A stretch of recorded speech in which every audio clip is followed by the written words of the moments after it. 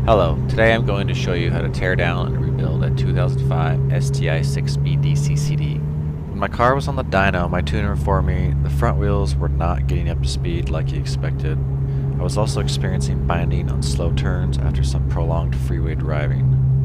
We will inspect the clutch packs to see what might be causing some of the symptoms I was experiencing while driving the car and installing a Rallispec 12-piece rebuild kit. So I have this removed, and as you can see from the discoloration that this thing was getting pretty hot. So we're going to open it up and see what's inside.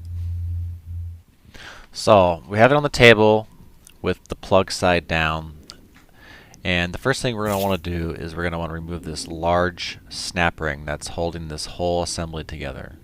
So do not remove the center snap ring right here. I don't have a pair of snap ring pliers that are going to work for this, so I'm going to use a small flathead screwdriver combined with another large flathead screwdriver and just do like a prying motion.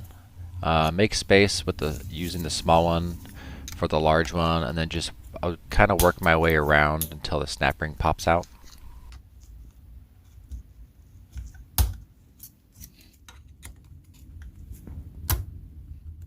So the top piece after the snap ring is off will just lift off.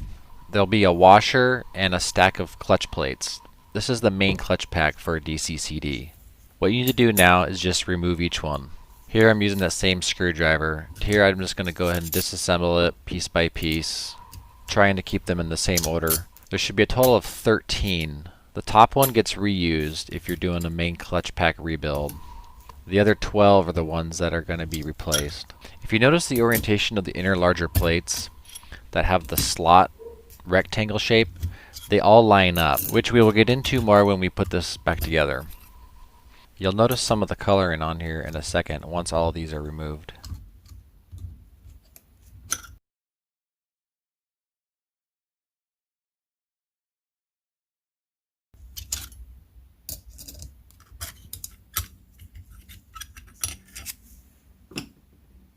Here you can see some of the discoloration.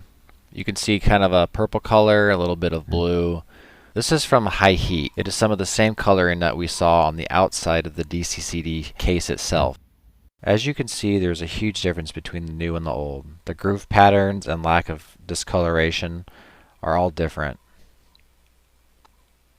To get an idea of the thickness differences between the new and the old, I wanted to measure. So I got about 0.653 inches on the old pack. On the new clutch plates, I got about 0.675. About 22 thousandths of an inch. In the machining world, that's quite a bit. So this centerpiece here, we're just going to go ahead and pull out once the upper clutch packs are removed. We're just going to go ahead and do an inspection in here. This is the pilot clutch pack and is activated by the magnet. It applies pressure to the main clutch pack. Generally, these clutch packs don't suffer much wear or damage. We're going to take it out and look at it anyway, just to make sure that there aren't any loose pieces that could cause harm to this unit once we start to reassemble it. You can see here that these clutch plates look a little bit different, more of a dotted pattern, and there are less of them. So because mine seem to look okay, I'm just going to go ahead and reinstall this. Before I do though, I'm going to wipe down all surfaces and lubricate.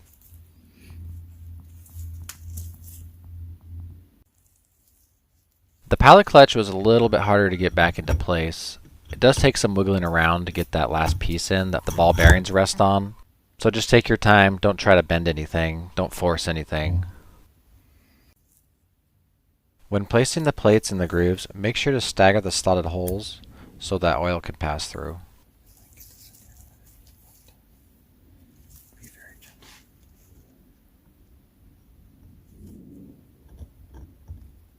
Once you have the piece that the ball bearings rest on installed and it's nice and firm and seated properly, you can put the ball bearings in the grooves that hold them in.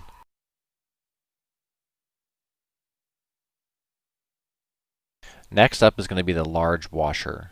You can see that one side is very shiny while the other side is a little dull.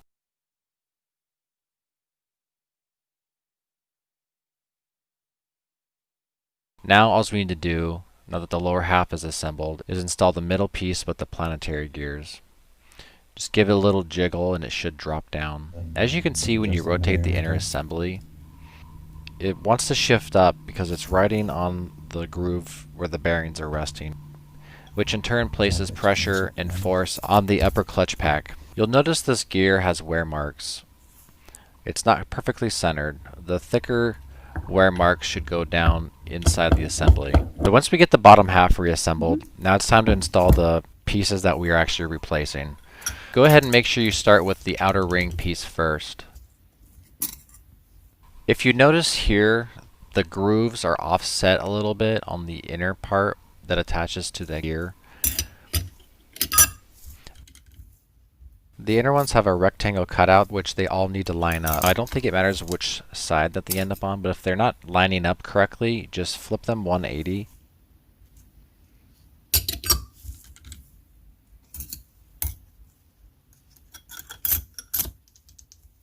Remember, this is not a full rebuild. We're replacing the parts that have the most wear. And in this case, Rallispec, and I believe More Motorsports carries the set. Rallispec seemed to have a lot of knowledge and they got back to me fast, so I went ahead and placed my order with them.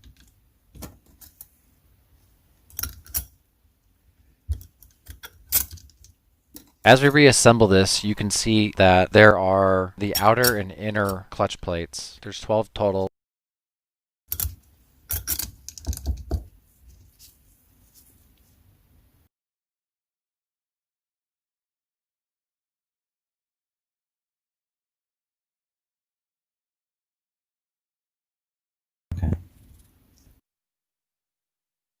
When you're reinstalling the washer, you'll see a ring on the inside, and if you flip it around, the ring will be on the outside. Just reinstall as shown here.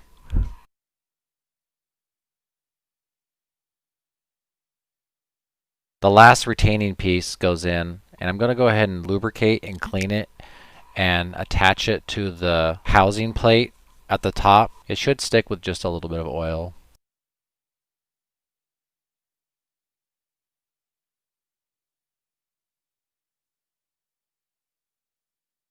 Now all that's left is to reinstall the snap ring. To reinstall the snap ring, I'm going to hold it in place while using the same flathead screwdriver that I used before, and just kind of work its way back into the grooves one by one until the final one pops into place.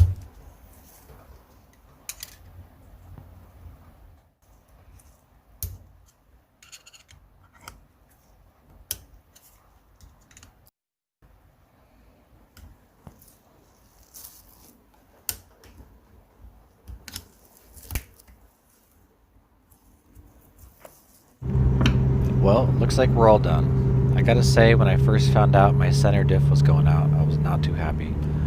Looking up the price of a new transmission or a working used DCCD, because Subaru does not sell them anymore, had me a bit worried.